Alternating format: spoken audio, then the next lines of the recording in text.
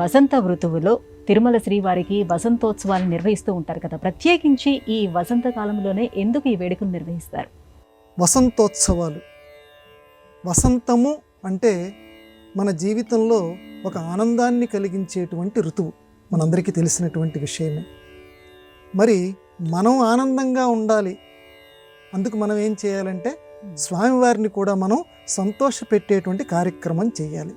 అందుకే స్వామివారికి చైత్రశుద్ధ పౌర్ణమికి ముందు 2 రోజుల ముందు తిరుమలలో వసంతోత్సవాలు అని చేస్తారు.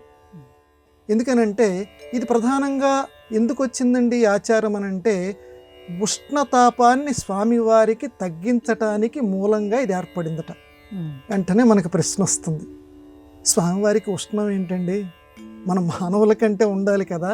స్వామివారికి ఉష్ణం ఏమిటని అంటే, మనం స్వామివారి యందు మన మానవీకరణ చేస్తున్నాం, లేకపోతే మనకు ఆయన మీద ఒక చనువు, ఒక అనుబంధం మనకి ఏర్పడదు.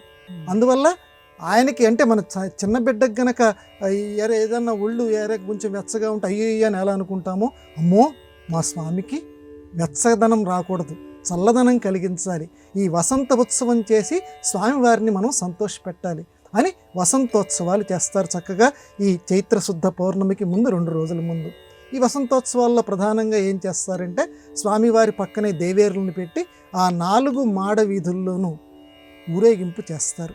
ఊరు ఏగింపు అంటే అందరూ చూసి తరించేటువంటిది, అంటే ఉన్న చోటు కాకుండా మనందరినీ తరింపచేయడానికి స్వామివారిని బయటికి తీసుకొని వస్తారు.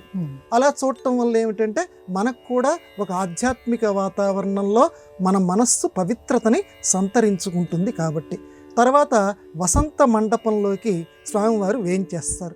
అక్కడ స్వామివారిని కూర్చోబెట్టి చక్కగా ఆయనకి మనం పూజలు అర్పిస్తారు.